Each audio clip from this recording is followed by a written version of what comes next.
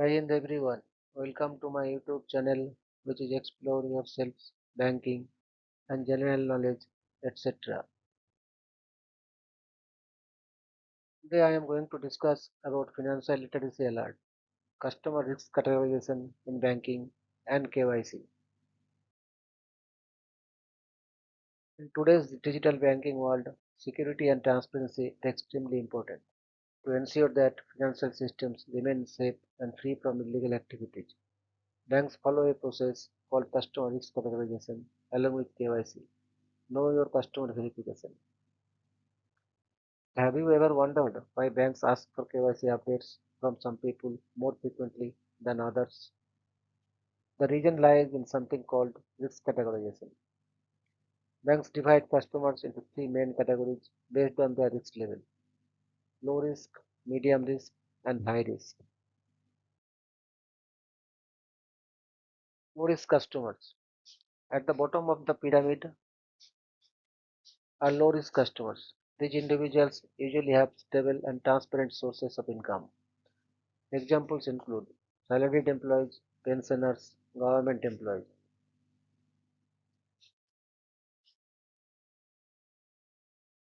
Their financial transactions are generally predictable and traceable.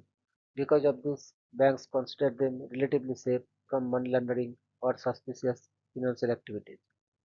For these customers, KYC updates are required only once every 10 years. Medium risk customers. The second level is medium risk customers. This category includes people whose transactions may vary depending on business or professional activity. For example, small and medium enterprises (SMEs), professionals such as doctors, lawyers, consultants, traders, or business owners. Their financial transactions can sometimes fluctuate depending on market conditions. Because of this variability, banks classify them as medium risk. For these customers, KYC must be updated in every 8 years. High risk customers. At the top of the pyramid are high risk customers. These customers deal with businesses or financial activities where the possibility of large or complex transactions is higher. Examples include politically exposed persons (PAPs), jewelry or bullion traders, cash intensive businesses. Since these activities may involve large volumes of money, banks must carefully monitor such accounts to prevent money laundering or illegal financial transactions. Therefore, KYC updates are required every 2 years for high risk customers.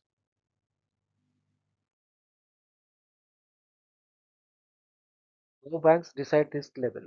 Banks do not categorize customers randomly. Several important factors are considered, such as customers' occupation, income level, transaction volume, geographical location, and residency status. By analyzing these factors, banks determine the appropriate risk level for each customer.